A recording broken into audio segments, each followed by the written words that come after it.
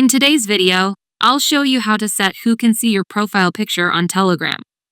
Privacy is very important, and Telegram allows you to control who has access to your information.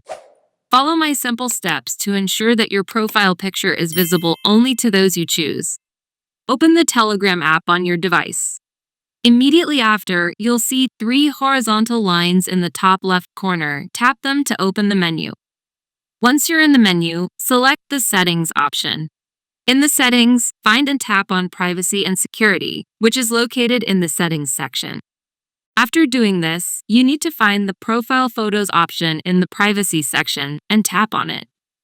Once you've opened this option and reached this part, all you need to do is choose who can see your profile picture on Telegram.